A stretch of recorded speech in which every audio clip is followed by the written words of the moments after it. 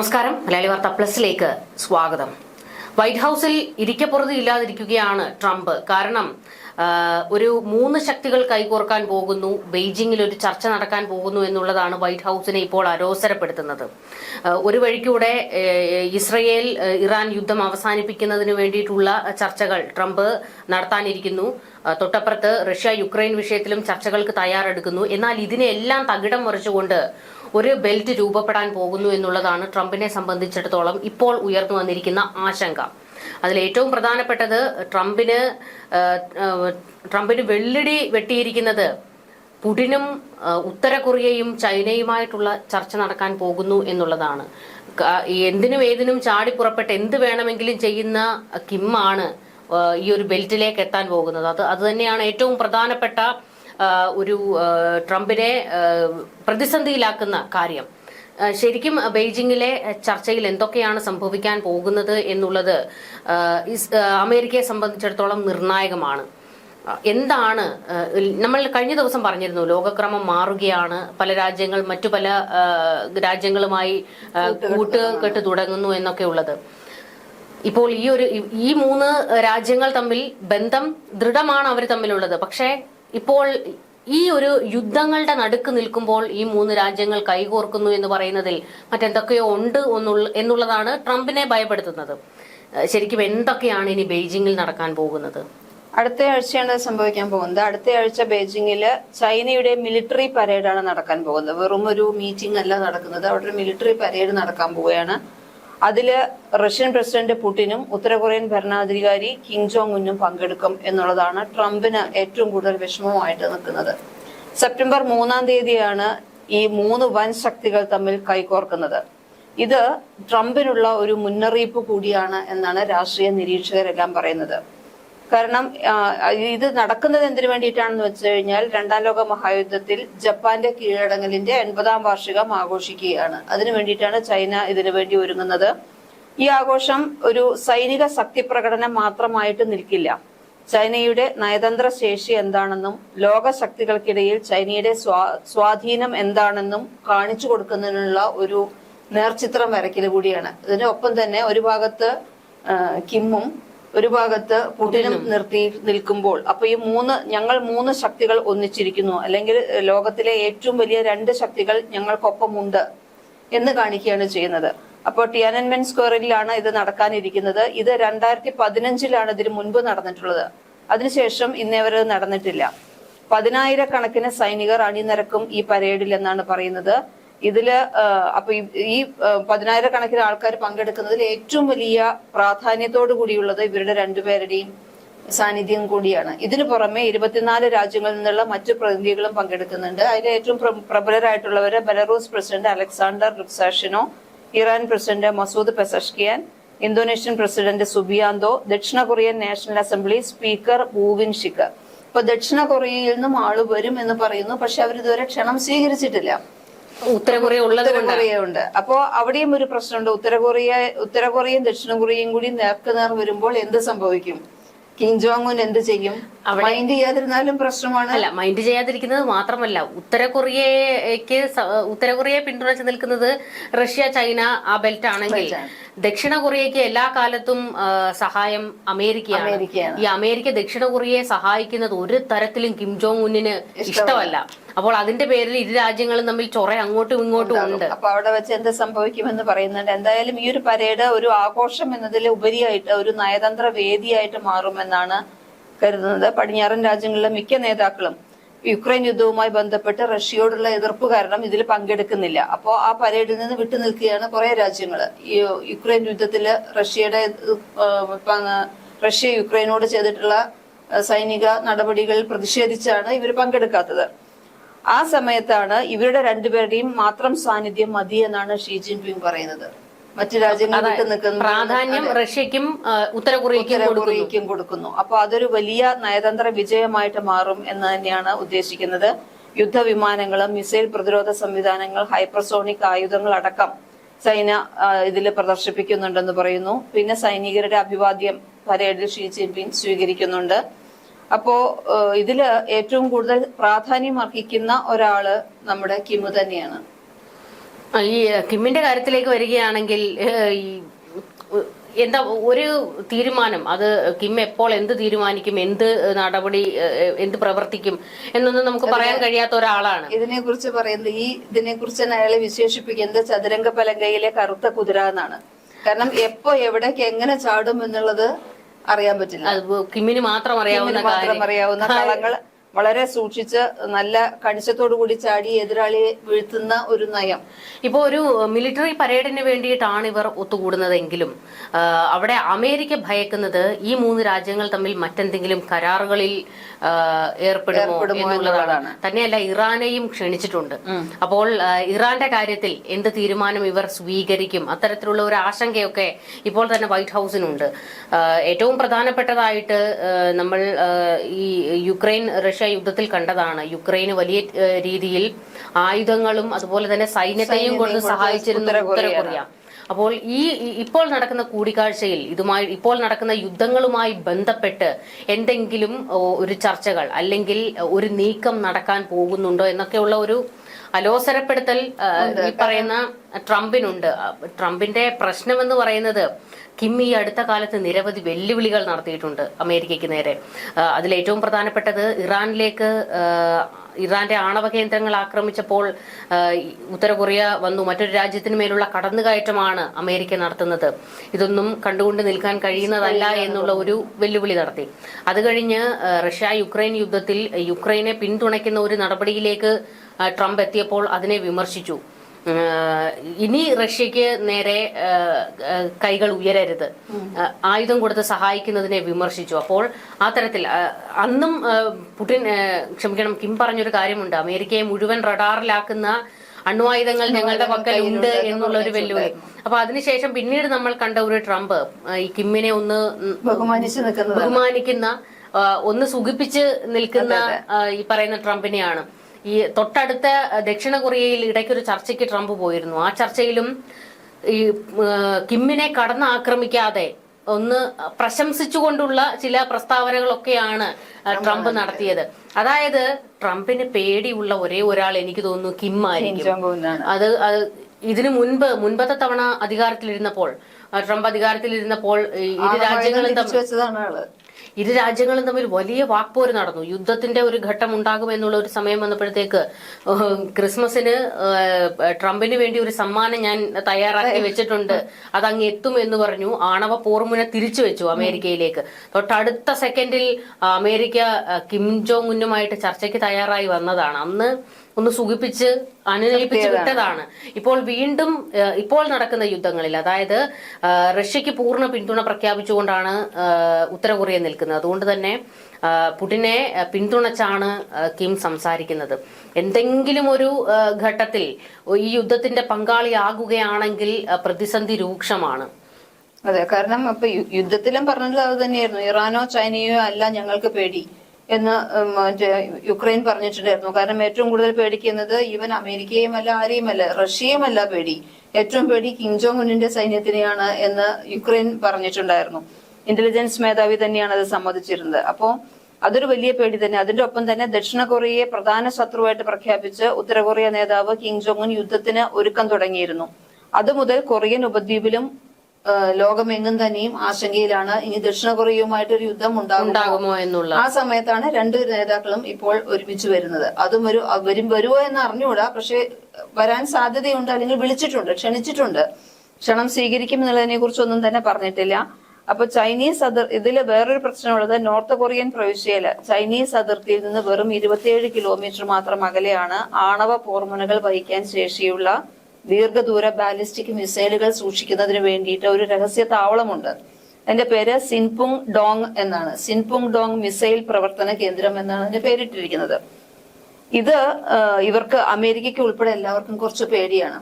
കിഴക്കൻ ഏഷ്യൻ രാജ്യങ്ങൾക്കും അമേരിക്കയ്ക്കും ഒരുപോലെ ഭീഷണിയാകുന്ന രീതിയിലാണ് ഇതിന്റെ നിലനിൽപ്പുള്ളത്. ചൈനയുടെ അടുത്തുമാണ് ഇത് വെച്ചിട്ടുള്ളത്, ചൈനയുടെ വളരെ അടുത്തായിട്ട്. പക്ഷെ ചൈനയെ ആക്രമിക്കില്ല എന്നുള്ളത് ഉറപ്പാണ്, അല്ലെങ്കിൽ ചൈന അതിന് തടയിട്ടിട്ടുണ്ട്. അപ്പോൾ ഈ താവളത്തിൽ 6 മുതൽ 9 വരെ ആണവശേഷിയുള്ള ഭൂഖണ്ഡാന്തര ബാലിസ്റ്റിക് മിസൈലുകളുണ്ട്. ഇവയുടെ വിക്ഷേപണ സംവിധാനങ്ങളും അതിൽ തന്നെ ഉണ്ടായിരിക്കാൻ സാധ്യതയുണ്ട് എന്ന് പറഞ്ഞിട്ടുണ്ട്. ഇതിനെ കുറിച്ചുള്ള ഈ മുന്നറിയിപ്പ് വന്നതിന് ശേഷമാണ് അമേരിക്കൻ പ്രസിഡന്റ് ഡൊണാൾഡ് ട്രംപിന് പോലും കിമ്മിനോട് കുറച്ച് ഭയഭക്തി ബഹുമാനങ്ങളൊക്കെ തുടങ്ങിയിട്ടുള്ളത്.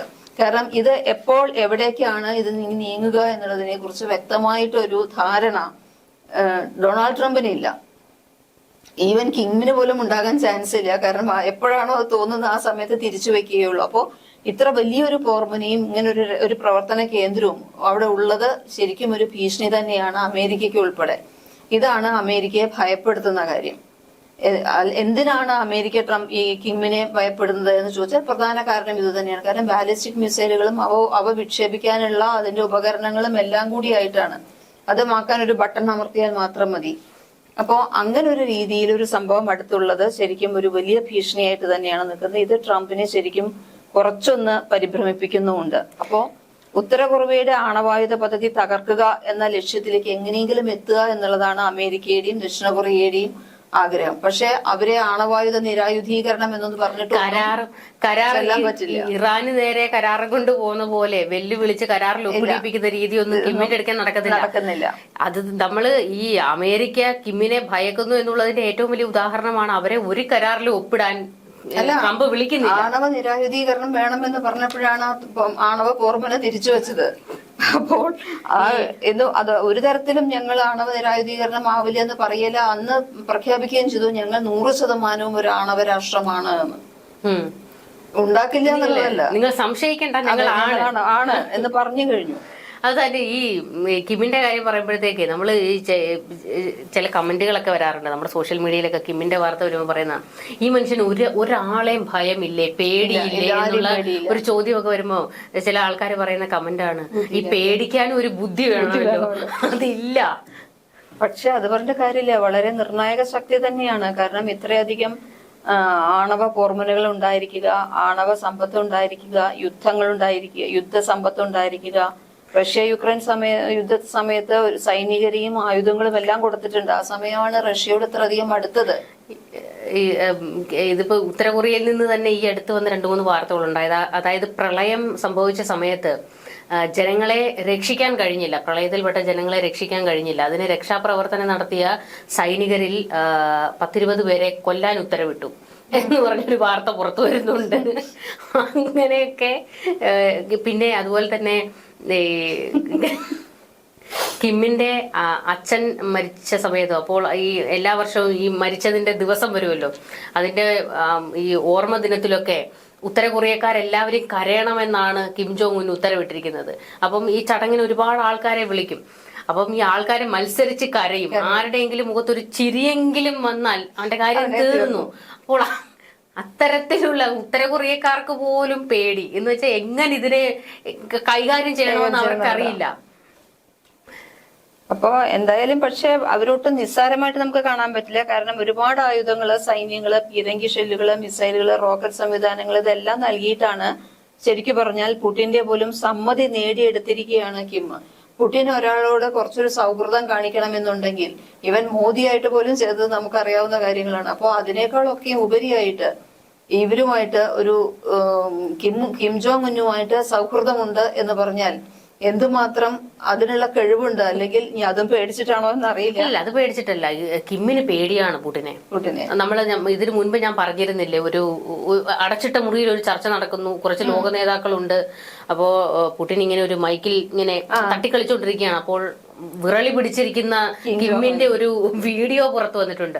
അന്ന് ലോകത്തിന് മനസ്സിലായി ഈ മനുഷ്യൻ ആരെയെങ്കിലും പേടിയുണ്ടെങ്കിൽ അത് പുടിനെ മാത്രമാണ്.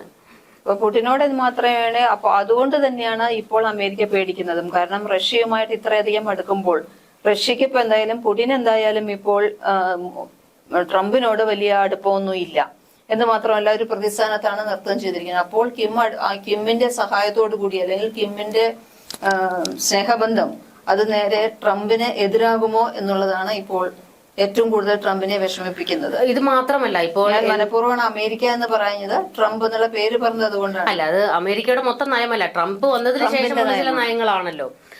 ഇവിടെയാണ് നമ്മൾ ഈ ഉത്തര കൊറിയയുടെ ആണവ ശക്തി എന്താണെന്നോ അവരുടെ ആണവ കേന്ദ്രങ്ങൾ എവിടെയാണോ എന്നുള്ളതിനെ കുറിച്ചൊന്നും ഒരു വിവരവും ലോകത്തിനില്ല.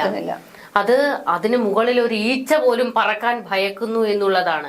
അതേസമയം നമ്മൾ കണ്ടതാണ് ഇറാന്റെ ആണവ കേന്ദ്രങ്ങളിൽ വൈറസുകളെ കയറ്റി ആക്രമണം നടത്തുന്ന അമേരിക്ക ഇസ്രയേൽ തന്ത്രം. അതുപോലെ തന്നെ അവരുടെ ആണവ കേന്ദ്രങ്ങൾ ആക്രമിക്കുന്ന ഇസ്രയേൽ, അമേരിക്ക നീക്കങ്ങൾ അതൊക്കെ കണ്ടതാണ്. പക്ഷെ ഇങ്ങനെ ഒരു നടപടി ഒരു കാലത്തും കിം ഇരിക്കുമ്പോൾ ഉത്തര കൊറിയയിൽ നടക്കാൻ പോകുന്നില്ല. അതാണ് നമ്മൾ പറഞ്ഞത്. ഇപ്പൊ നമ്മൾ ആണവായുധം എടുത്ത് ഞങ്ങൾ ഉപയോഗിക്കുമെന്ന് പാകിസ്ഥാൻ പോലും വെല്ലുവിളിക്കുമ്പോൾ നമുക്കത് വലിയ സംഭവമായി തോന്നില്ല. കാരണം പാകിസ്ഥാൻ അത് ചെയ്യില്ല എന്ന് നമുക്കറിയാം. ചെയ്തു കഴിഞ്ഞാൽ കാരണം തൊട്ടപ്പുറത്ത് ആ ഭൂപടത്തിൽ പോലും പിന്നെ പാകിസ്ഥാൻ ഉണ്ടാവില്ല. പക്ഷെ കിം അങ്ങനെയല്ല.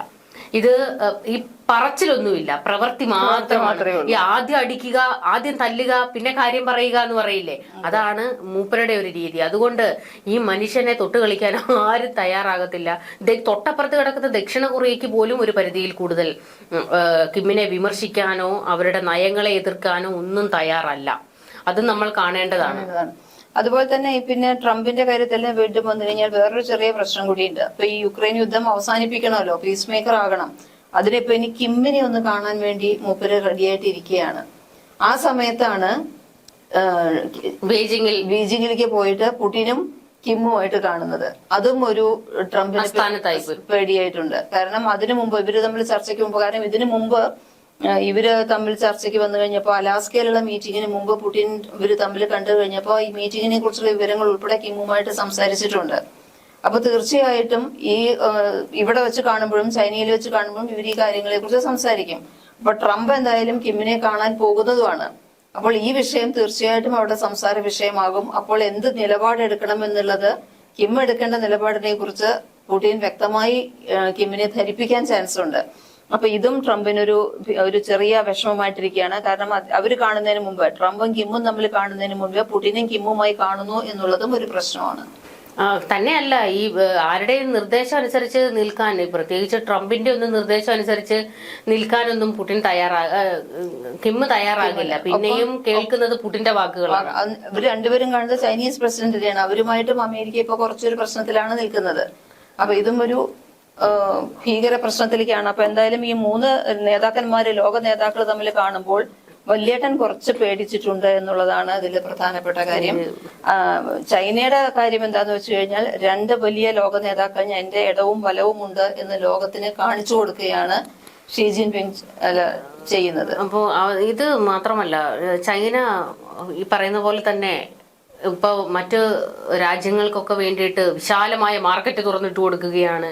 കയറ്റുമതി, ഇറക്കുമതി, പണം ഉണ്ടാക്കുക എന്നുള്ള ഒരു ലക്ഷ്യം മാത്രമാണ്. പക്ഷേ യുദ്ധത്തിലുണ്ടോ എന്ന് ചോദിച്ചു കഴിഞ്ഞാൽ ഒരു അദൃശ്യ ശക്തിയായിട്ട് ഇവർക്കെല്ലാം ഇടയിലുണ്ട് താനും. അപ്പോൾ ഷീ ജിൻപിങ് ഈ റഷ്യയെയും ഉത്തര കൊറിയയും കയ്യിൽ കിട്ടുമ്പോൾ പല കരാറുകളിലും ഉണ്ടാകാൻ സാധ്യതയുണ്ട്. ഈ കരാറുകൾ അമേരിക്കയെ സംബന്ധിച്ചിടത്തോളം അത്ര സുഖകരമായിരിക്കില്ല. അപ്പോ ഭയം വേണ്ട, ജാഗ്രത മതി എന്ന് പറയാനും കഴിയത്തില്ല. ട്രംപിന്റെ കാര്യത്തിൽ കുറച്ച് ഭയമുണ്ട്, ജാഗ്രത മാത്രമല്ല കുറച്ച് ഭയമുണ്ട്. കാരണം എന്താണ് അവിടെ ഉച്ചകോടിയിൽ വെച്ച്, അല്ലെങ്കിൽ ആ മീറ്റിംഗിൽ വെച്ച്, അവിടെ വെച്ച് എന്താണ് സൈനിക പരേഡിൽ വെച്ച് സംഭവിക്കുന്നത്? ചൈന സ്വന്തം ആയുധ ശക്തിയെ ലോകത്തിന് മുന്നിൽ പ്രദർശിപ്പിക്കുന്നു, രണ്ട് നേതാക്കന്മാരെ പ്രദർശിപ്പിക്കുന്നു. അപ്പോൾ അതിലെന്താണ് വ്യക്തമായൊരു സന്ദേശമുണ്ട്. ഉറപ്പായിട്ടും അപ്പൊ ഞങ്ങളൊരു ഗ്രൂപ്പാണ് എന്ന് പറയുന്ന ഒരു സന്ദേശം ലോകത്തിന് വ്യക്തമായി കൊടുക്കുകയാണ് ചെയ്യുന്നത്. അപ്പൊ കിം ജോങ് ഉൻ ആണെങ്കിൽ 6 വർഷത്തിന് ശേഷം ആദ്യമായിട്ടാണ് ഇപ്പോൾ ചൈന സന്ദർശിക്കുന്നത്. 2018 3 തവണ പോയിരുന്നു. 2019 നയതന്ത്ര ബന്ധത്തിന്റെ 70ാം വാർഷിക ആഘോഷങ്ങൾക്കാണ് അവസാനമായിട്ട് എത്തുന്നത്. പിന്നീട് ഇപ്പോഴാണ് പോകുന്നത്. അപ്പോൾ ലോകരാജ്യങ്ങൾക്കിടയിൽ ഒറ്റപ്പെട്ട പുടിനായിരുന്നു റഷ്യൻ യുക്രൈൻ പ്രശ്നത്തിന്റെ മേലില്. അദ്ദേഹവും ഷീ ജിൻപിങ്ങുമായിട്ട് കൂടുതൽ അടുപ്പം സ്ഥാപിക്കുന്നതിൽ അവര് സന്തോഷവാന്മാരാണ്. 2015 പരേഡിൽ റഷ്യയും ഉത്തര കൊറിയയും ഉയർന്ന തലത്തിൽ പ്രതിനിധികളെ അയച്ചിരുന്നു. എന്നാൽ ഇത്തവണ കിമ്മിന്റെയും പുടിന്റെയും സാന്നിധ്യം ഉള്ളതുകൊണ്ട് അതാണ് നമ്മൾ കാണേണ്ടത്. അതായത് മുൻപത്തെ തവണ ഇത് നടക്കുമ്പോൾ പ്രതിനിധികളെ മാത്രം അയച്ചു, പക്ഷെ ഇത്തവണ നേരിട്ട് പോകുന്നു. അപ്പോൾ പ്രധാനപ്പെട്ട എന്തൊക്കെയോ ചർച്ചകൾ നടക്കുന്നുണ്ട് എന്നുള്ളത് ഉറപ്പാണ്. ട്രംപിന്റെ നൊബേൽ സമ്മാനം വീണ്ടും മേലോട്ട് നോക്കിയിരിക്കേണ്ടി വരും. എന്തായാലും ആ സെപ്റ്റംബർ 3 നിർണായകം തന്നെയാണ്. നമുക്ക് കൂടുതൽ ചർച്ചകളുമായി കാണാം. നമസ്കാരം.